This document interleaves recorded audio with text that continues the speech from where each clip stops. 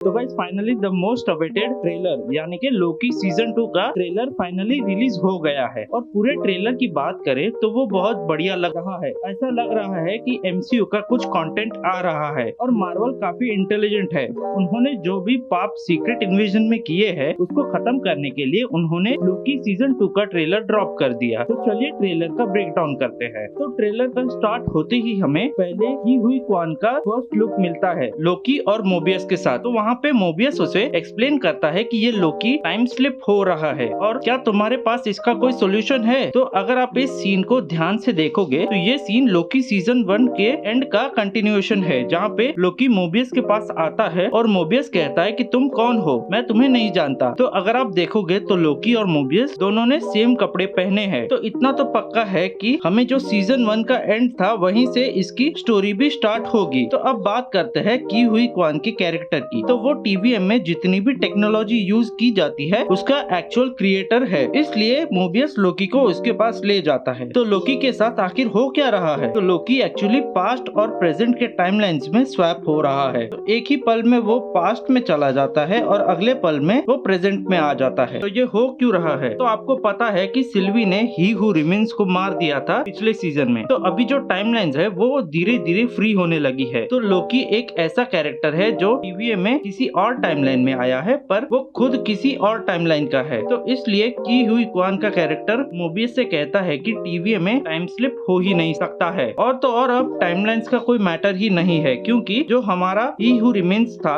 वो ही मर चुका है। तो अब टीवीएम में कुछ भी हो सकता है। तो अगला सीन बहुत इंपॉर्टेंट है। यहाँ पे लिखा है फिरहाना पावर स्पोर्ट्स। आपको याद होगा कि सीजन 1 में हमारे मोबियस भैया की ख्वाहिश थी कि वो एक बार जेट्स की चलाए और इस सीन में पीछे जेट्स की देखने मिलती है। तो हो सकता है इस सीजन में मोबियस की ख्वाहिश पूरी हो जाए। तो अगले सीन में हम लोकी को अपने ही वेरिएंट से मिलते हुए देखते हैं और वो उसे कहता है हेलो और उतने में वो गायब हो जाता है। तो अगर इन दोनों लोकी के कपड़ों को देखोगे तो वो बिल्कुल सेम है। तो यहाँ पे मेरी थियरी ये कहती है कि ये जो लोकी टीवी की बुक पढ़ रहा है वो पास्ट का वर्जन है और जो वर्जन टाइम स्लिप करके आया है वो फ्यूचर का वर्जन है। तो यहाँ पे लोकी अपने आप को वार्निंग देने की कोशिश करता है। फिर अगले सीन में हम सिल्वी को देखते हैं और उसके सामने जो रूम है और आसपास की जो चीजें है वो एक टाइप से फैब्रिक जैसे बन रही है। तो हो सकता है ये किसी टाइप का इंकर्जन हो। इस टाइमलाइन की सारी चीजें अब खत्म होने लगेगी और अब सिल्वी को रियलाइज होगा कि उसने कितना बड़ा कांड किया है ही हू रिमेन्स को मार के। और फिर हम देखते हैं लोकी को और उसके पास एक प्रूनिंग स्टिक है जो टीवीए वालों के पास है, जिससे वो टाइमलाइंस को रीसेट करते हैं। और तभी लोकी उस प्रूनिंग स्टिक को